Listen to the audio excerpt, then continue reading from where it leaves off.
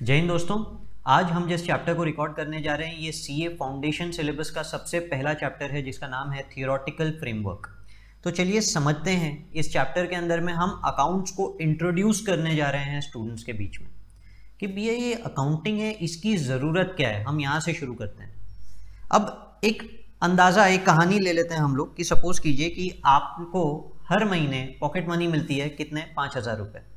अब 5,000 रुपये आपको मिले, आपको पूरा महीने का खर्चा उसमें निकालना है। तो आपने कुछ हज़ार एक रुपये आपके इधर उधर पार्टी स्नैक्स वगैरह में खर्च कर दिए। फिर आपका एक दोस्त आया, उसने बोला भाई अर्जेंट पैसों की ज़रूरत है, तो आपने उसे 1,000 रुपये दे दिए। फिर उसके बाद दूसरा एक दोस्त आया, उसने बोला कि अरे यार पिछले महीने मैंने तेरे को एक लोन दे के रखा था, पिछले महीने तूने मुझसे पैसे मांगे थे, चल लौटा। तो आपने 1,000 रुपये उसको दे दिए।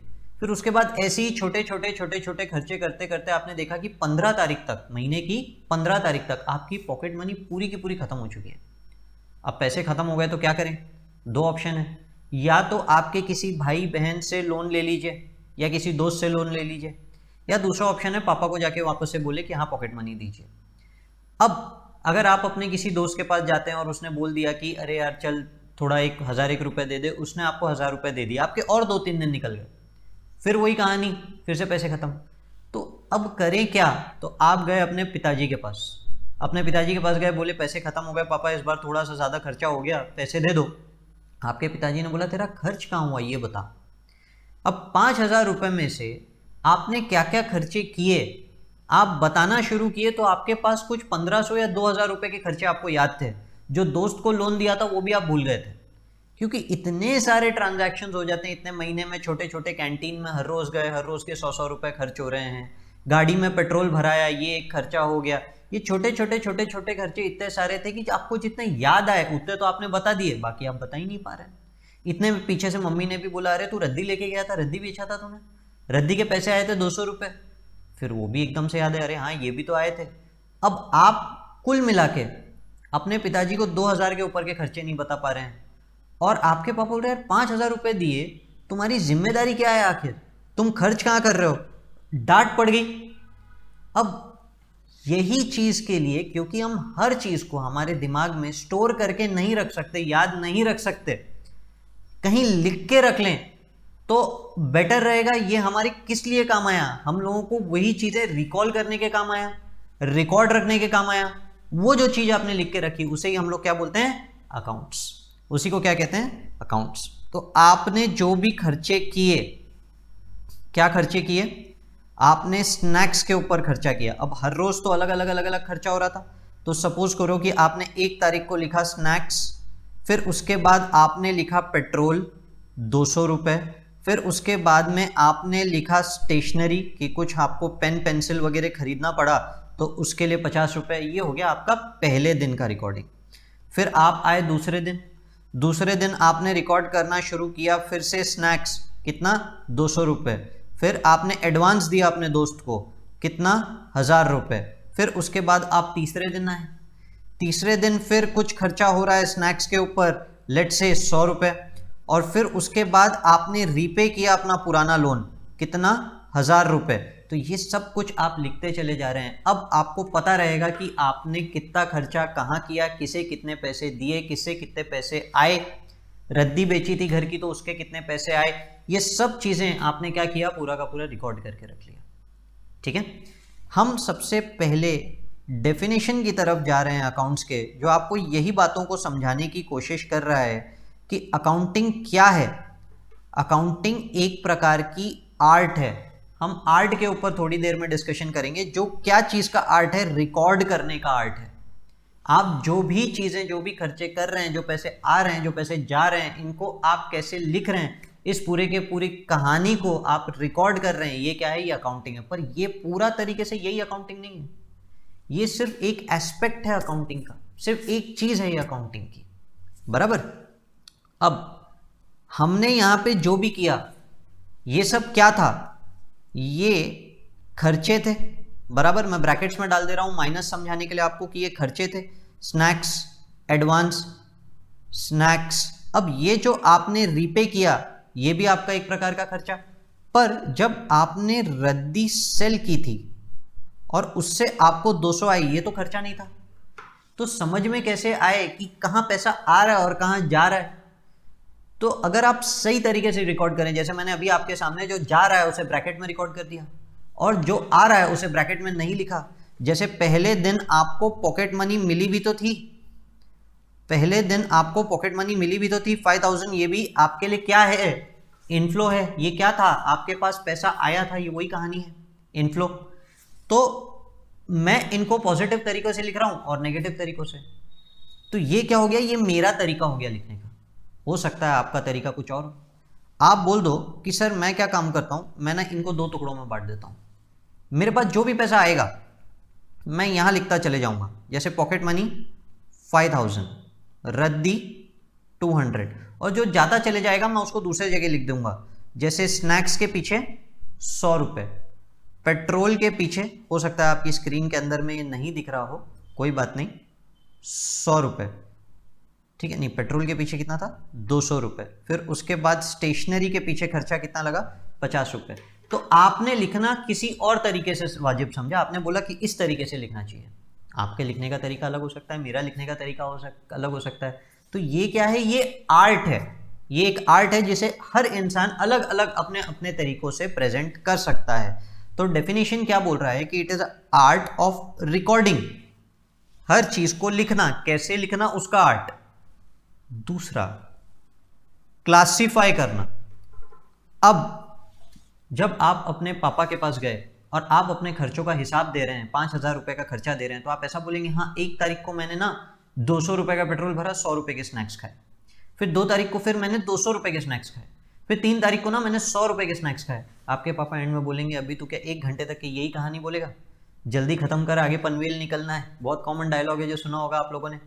तो बेसिकली आपके पिताजी आपको बोलेंगे, अरे भैया टोटल स्नैक्स में कितना खर्चा किया ये बताना तू मुझे, स्नैक्स में टोटल कितना खर्चा हुआ, पेट्रोल में टोटल कितना खर्चा हुआ, स्टेशनरी में टोटल कितना खर्चा हुआ, टोटल करके बता दो, ठीक है। अब आपने अपने दोस्त को दिया कुछ पैसे एडवांस 1000 रुपए, तो ये तो आपको वापस मिल जाएंगे ना बाद में, ये पैसे तो आगे जाके वापस मिलने वाले हैं। तो ये पूरी की पूरी जो कहानी है, इसको हम क्या कर रहे हैं, हम क्लासिफाई कर रहे हैं अंडर प्रॉपर हेड्स।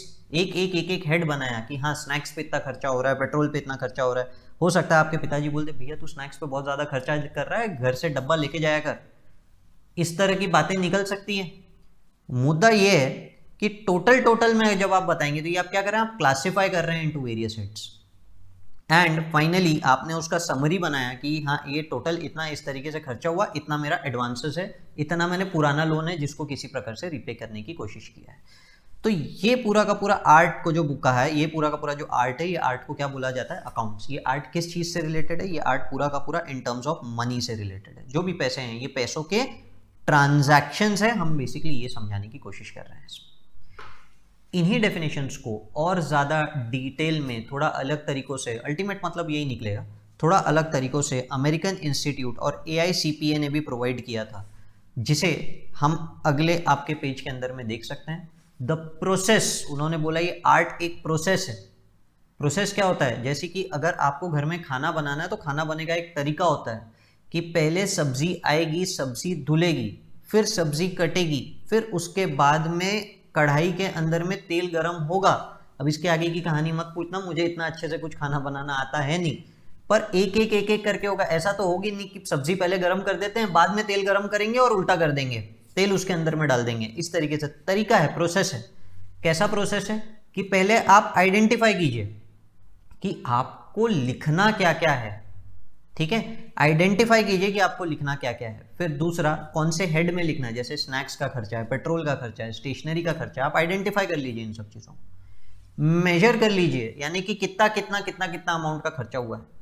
और फाइनली इसे कम्युनिकेट किस तरीके से करेंगे, रिकॉर्ड करके। तो आप कम्युनिकेट कैसे करेंगे उसका तरीका, पहला पता तो दीजिए क्या क्या लिखना है।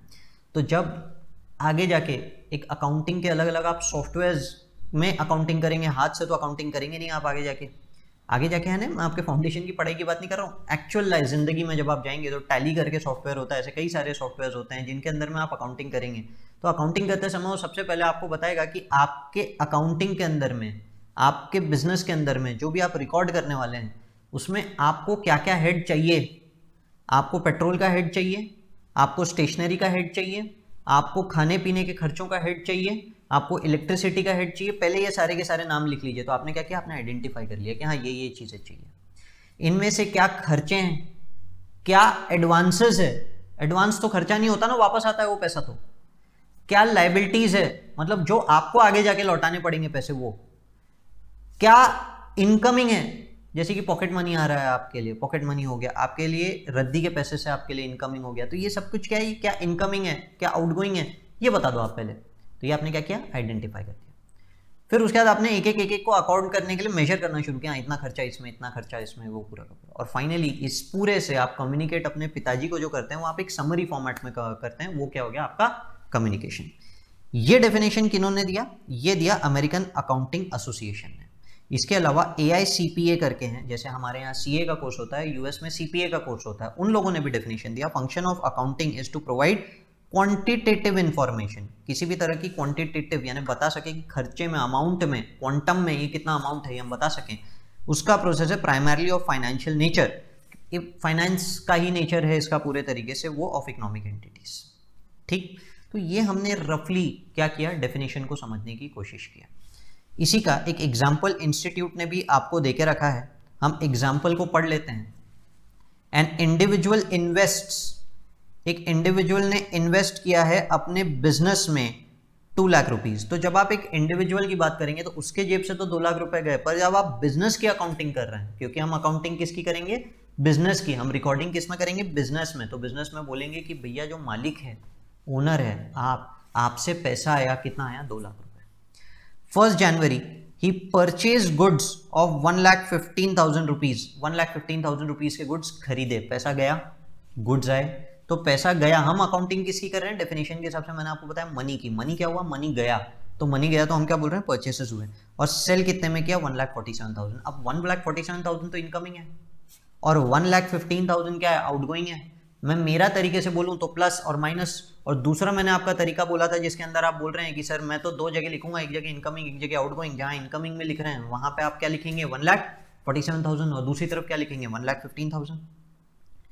ही pays a shop rent of 5,000, ये भी खर्चा। And finds that he still has goods worth 15,000, 15,000 के गुड्स तो अभी भी आपके पास पड़े हैं, अभी तक के नहीं बिके, वो ये बोलना चाह रहा है। इन हैंड, तो अगर मेरे को इसकी अकाउंटिंग करना और ये जानना है भैया मेरे को मुनाफा या नुकसान, तो मैं किस तरीके से लिखूंगा। एक तरीका उन्होंने आपको बता दिया कि आपने गुड्स कितने बेचे, 147 के, और फिलहाल कुछ गुड्स आपके पास अभी भी पड़े हैं, आपके पास पड़े हैं, आपके पास वो बिके नहीं है, तो वो भी हम लोग अगर साथ में ले लें तो कितना हो गया, 15,000 के गुड्स अभी भी मेरे पास पड़े हैं, टोटल 162। ये पड़े हैं, ये भी मैं बेच सकता हूँ, और जो मैंने बेच दिए तो उतना कैश आ गया। जो मैंने खरीदा, खर्चा किया 1,15,000, और मैंने कुछ किराया भरा, सब मिला के 1,20,000, तो मोटा मोटी मैंने 42,000 रुपीज कमाए। अब आप बोलोगे सर मेरे जेब से 1,47,000 गए, बराबर, नहीं सॉरी, आए मेरे पास, मेरे जेब से 1,15,000 गए, और फिर उसके बाद मेरे जेब से 5,000 गए। तो देखा जाए तो पैसे में, कैश टर्म्स में, कैश जो मेरे हाथ में है, कैश जो मेरे पास पड़ी है, उस टर्म में मेरे पास तो कुछ 27,000 रुपीज ही है। तो मेरा मुनाफा तो 27,000 हुआ ना सर।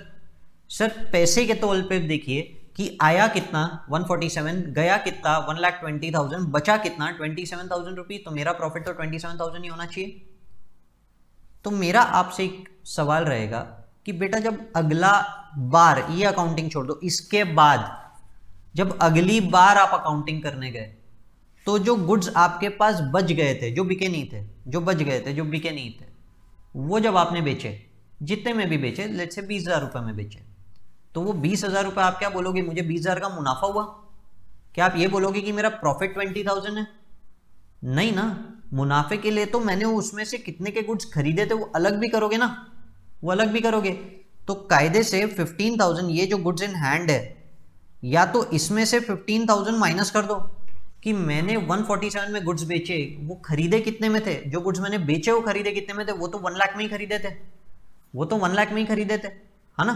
तो या तो यहां से माइनस कर दो, बोलना 147 के गुड्स 1 लाख में बेच दिए, 47,000 का प्रॉफिट, पर 5,000 का किराया लग गया, 5,000 किराया लग गया, बचा कितना, बचा कितना, तो हम बोलते हैं 42,000। ठीक, तो प्रॉफिट क्या है 42,000, ये भी एक तरीका हो सकता है लिखने का। अभी एग्जैक्ट तरीका, कोई कंपलसरी तरीका है क्या, ये बातें हम बाद में करेंगे। अभी तो हम बस समझने की कोशिश कर रहे हैं इस पूरी की पूरी कहानी को, ठीक है। चलिए, तो ये हुआ हमारा मीनिंग ऑफ अकाउंटिंग। अब मीनिंग ऑफ अकाउंटिंग के बाद में हम थोड़ा सा आगे बढ़ते हैं कि क्या क्या आखिर ये जो पूरा का पूरा एक प्रोसेस है, हमने पढ़ा ये प्रोसेस है, तो ये प्रोसेस के स्टेप्स क्या है। तो ये प्रोसेस के स्टेप्स को समझने के लिए फिर हम लोग एक छोटी सी कहानी की तरफ जाते हैं कि मान लेते हैं कि एक बहुत बड़ा सारा प्रदेश है, बहुत बड़ा एक किंगडम है, बहुत बड़ा सारा किंगडम है, ठीक है। किंगडम को हम एक नाम दे देते हैं, लेट से मगध का किंगडम है। मगध के जो राजा हैं, ठीक है, राजा का नाम दे देते हैं हरिश्चंद्र, ठीक है। हम सत्यवाद हरिश्चंद्र जी की बात नहीं कर रहे, एक रैंडम नाम दे रहे हैं हरिश्चंद्र। हरिश्चंद्र जी के इस राज में कर के तौर पे सोना आता था, ठीक है। दूसरे राज्यों से भी सोना आता था, चांदी आती थी, हीरे जवाहरात आते थे, ठीक है। ये सब चीजें आती रहती थी। और जो सेना है उनके रख रखाव के पीछे खर्चा होता था, राजा के महल के मेंटेनेंस के पीछे खर्चा होता था, लोगों को खाना खिलाना है तो अनाज खरीदने के पीछे खर्चा होता था। तो ये सारे के सारे खर्चे होते थे। अब ये खर्चे देते किसमें होंगे, जाहिर सी बात है सोना आता था, चांदी आता था, हीरे जवाहरात आते थे, यही देके ये सब चीजें खरीदी जाती थी। अब राजा जानना चाहता था एक अंदाजा कि हर महीने या हर साल कितना सोना जवाहरात हमारे पास आता है कर के तौर पे, अलग दूसरे राज्यों से कितना, और यानी ये एक तो गिफ्ट्स वगैरह हो गए, कर वसूली होगी, और एक हम जो सामान बेचते हैं, राजा भी तो अपने कुछ सामान बेचते होंगे। मान लेते हैं कि ये राजा लड़ाई के लिए जो हथियार लगते थे बहुत बढ़िया बनाते थे, स्वॉर्ड वगैरह सब बहुत बढ़िया बनाते थे, तो ये वो उनको बेचते थे, तो उनसे पैसा कितना आता है। और देश के हमारे इस राज्य के पीछे जो लोगों को खाना खिलाना पड़ रहा है उसके पीछे कितना खर्चा हो रहा है, सेना के पीछे कितना खर्चा हो रहा है, महल के पीछे कितना खर्चा हो रहा है, और आखिर में बच क्या जाता है। ये पूरा करने के बाद हमारे पास कुछ बचता है या हम खर्च ज्यादा कर देते हैं जो आता है उससे। तो अब जो राजाओं के तो कई सारे लोग होते हैं, सलाहकार होते हैं, उनके पास मंत्री लोग होते हैं, और उनके पास कई ऐसे लोग होते हैं जो जाके लोगों के सामने उनका राजा का जो मैसेज होता था वो कम्युनिकेट करते थे। कई तरह के लोग होते हैं। अब राजा ने सब लोगों को बुलाया, बोला कि बताओ कितना बचता है। अब कोई कुछ बता नहीं पा रहा है कि हाँ भाई जो नेट है, नेट कितना सोना आया गया सब कट कुटा के बचा क्या, अगर हम नेट जानना चाहते हैं तो कोई कुछ बता नहीं पा रहा था। तो राजा ने बोला यार ऐसा तो नहीं चलेगा, इस तरीके से तो हमको कभी पता ही नहीं चलेगा हमारा राज्य आगे बढ़ रहा है या धीरे धीरे गरीब होते जा रहा है, हमको तो कुछ पता ही नहीं है, और इसके बेसिस पर हम कोई डिसीजन भी नहीं ले पा रहे हैं कि हमें ज़्यादा इक्विपमेंट बेचना चाहिए, कम खाना खरीदना चाहिए, कर बढ़ाना चाहिए क्या, टैक्स बढ़ाना चाहिए कि, हमको कुछ समझ में ही नहीं आ रहा है। तो ये सारी की सारी चीज़ें कैसे हो, एक एक स्टेप तो उन्होंने अपने मंत्रियों को बोला कि हाँ भाई क्या करें इसके अंदर। तो जाहिर सी बात है कई सारे मंत्री होते हैं, एक आध मंत्री तो होता नहीं है। तो हम पहले देखते हैं, सबसे पहला स्टेप कोई भी मंत्री क्या सलाह करेगा, वो बताएगा कि राजा आपके पास जितना भी सोना, आपके पास जितनी भी चांदी, आपके पास जितने भी हीरा जवाहरात आ रहे हैं इनकमिंग, हम इसको रिकॉर्ड करना शुरू करते हैं। और रिकॉर्ड करने के लिए इसकी एक कीमत तय कर लेते हैं। कीमत तय होना ज़रूरी है, क्योंकि देखिए अगर सिर्फ सोना आ रहा होता तो क्वांटिटी से ही काम चले जाता, इतना किलो सोना आया, इतना किलो सोना गया, पर सोना भी आ रहा है, चांदी भी आ रही है, हीरे जवाहरात भी आ रही है, तो एक कीमत तय कर लेते हैं कि 1 किलो सोने की कीमत हम इतनी मानेंगे। क्योंकि उस ज़माने में भी ट्रांजैक्शन इस तरीके से होते थे, बार्टर। तो जैसे कहिए कि 1 किलो सोने के बदले 1000 कपड़े मिलते थे, 1000 किलो गेहूँ मिलता था, चांदी के बदले 200 किलो गेहूँ मिलता होगा, तो एक अंदाज़ा तो पता होगा कि हाँ इतना अंदाज़ा इसकी कीमत होती है। आज की डेट में हम जब वो कीमत की बात करते हैं तो हम INR में या डॉलर में किसी एक करेंसी के तौर पर हम उसकी बात करेंगे। तो फिलहाल हम हमारी कहानी में समझने के लिए उसको करेंसी ही रखेंगे। तो हाँ, आपके पास जो गोल्ड आ रहा है वो कितना किलो की कीमत, क्या कीमत तय कर लेंगे, हम कीमत पे लिख देंगे। चांदी आ रही है उसे कीमत के तौर पे लिख देंगे, हीरे जवाहरात आ रहे हैं उसको कीमत के तौर पे लिख देंगे। ठीक, अब इसके बाद स्टेप 2, जा क्या रहा है हम उसको लिख देंगे, हम आउटगोइंग को रिकॉर्ड कर देंगे। अब जो आ रहा है और जो जा रहा है हम उसको भी रिकॉर्ड कर देंगे। तो इनकमिंग को लिखने का एक तरीका होगा किस तरीके से लिखेंगे, जैसे मैं पॉजिटिव प्लस प्लस करके लिखता हूँ और आउटगोइंग को माइनस माइनस करके लिख देंगे। तो आउटगोइंग के पीछे में आपका जो भी चीज़ें जा रहा है, जो भी गोल्ड जा रहा है, सिल्वर जा रहा है, ये पूरा का पूरा लिख देंगे। ये एक सलाह होगी, ये पहला सलाह हो गया। इस पहली सलाह को हम क्या बोलेंगे, रिकॉर्ड करना। पहली सलाह जो दी गई उसमें क्या बोला गया, रिकॉर्ड करना। अब दूसरे सलाहकार ने बोला कि सर सिर्फ जो आया आया और जो गया गया ये लिख देने से तो नहीं होगा, हमको तो जानना है कि प्लस माइनस में फाइनली क्या हुआ। तो दूसरे सलाहकार ने बोला सर हम क्या करेंगे ना, ये जो इनकमिंग है इसको ना इसके अलग अलग हेड बना देंगे कि हमारा जो इनकमिंग है वो कितने प्रकार के होते हैं। एक तो होता है टैक्स, कर वसूली, दूसरा होता है गिफ्ट्स जो दूसरे यहाँ से आए हैं, तीसरा होता है सेल, किसी भी तरह का हम लोगों ने लिया है तो, चौथा होता है लोन जो हमको मिल भी सकता है और हम दे भी सकते हैं। तो ऐसे हम ना इनकमिंग को 4 हेड्स 4 अलग अलग जगहों पे रिकॉर्ड करेंगे। ऐसा नहीं कि एक ही जगह रिकॉर्ड करते हैं, जो भी रिकॉर्ड कर दे रहे हैं अलग अलग। जैसे टैक्स आ रहा है तो टैक्स के नाम का एक अलग बुक रहेगा, उसमें लिखेंगे। गिफ्ट आ रहा है तो गिफ्ट अलग बुक में लिखेंगे। और सिर्फ ऐसे ही नहीं लिखेंगे, आउटगोइंग को भी अलग अलग करके लिखेंगे। आउटगोइंग में मिलिट्री के पीछे कितना खर्चा हो रहा है इसको अलग से लिखेंगे, ठीक है ना। फूड के पीछे कितना खर्चा हो रहा है अलग से लिखेंगे। पैलेस के पीछे कितना खर्चा हो रहा है अलग से लिखेंगे। हो सकता है आप भी दूसरे राज्यों को गिफ्ट दे रहे हैं, उसे अलग से रिकॉर्ड करेंगे। हो सकता है आप भी लोन दे रहे हैं किसी ना किसी, दूसरे राज्यों को पैसे की जरूरत पड़ सकती है, आप भी दे रहे हैं किसी तरह का सोना चांदी, उसको अलग से रिकॉर्ड करेंगे। तो आने वाले को अलग से रिकॉर्ड करेंगे, जाने वाले को अलग से रिकॉर्ड करेंगे। ये सब कुछ हो गया।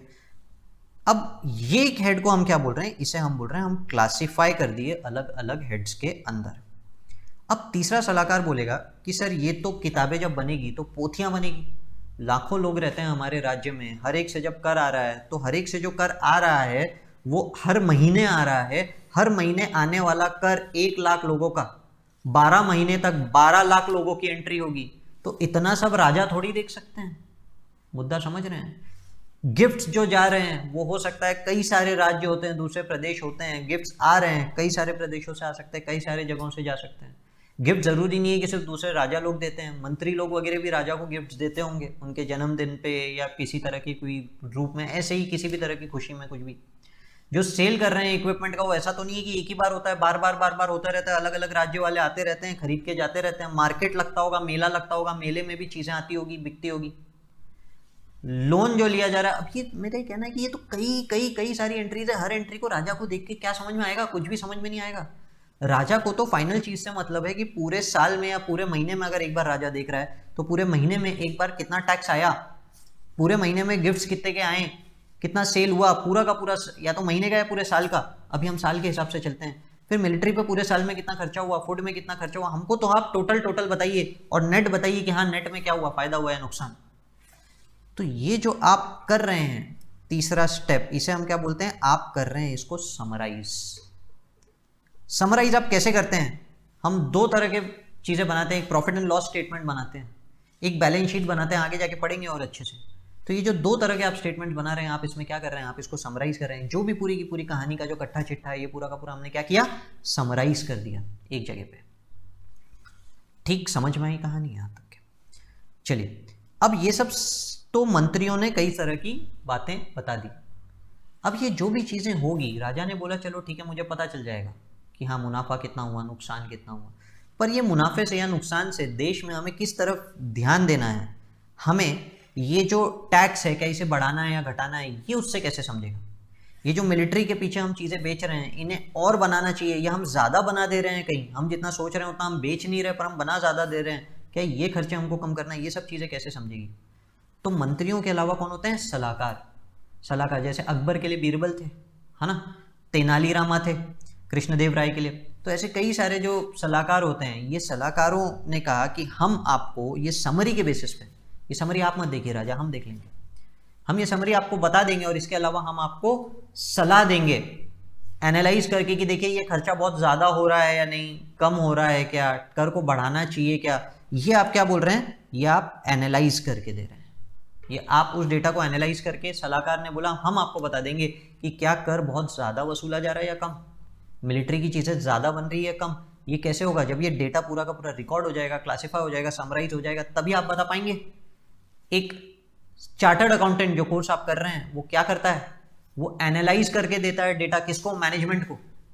मैनेजमेंट हमारी कहानी में कौन है, राजा, और आप कौन है, वो तेनालीरामा, वो बीरबल, वो सलाहकार आप हैं, जिसके बेसिस पे मैनेजमेंट अपना क्या करता है, इंटरप्रिटेशन निकालता है कि हमें फाइनली अब करना क्या है, फाइनल डिसीजन आखिर हम लोगों को आगे कहां बढ़ना है, ये पूरा का पूरा कौन करता है, फाइनली मैनेजमेंट करता है या राजा करता है। आशा करता हूं यहां तक के आप लोगों को एक रफ आइडिया आया होगा हम जो भी चीज को समझाने की कोशिश कर रहे हैं। ठीक है।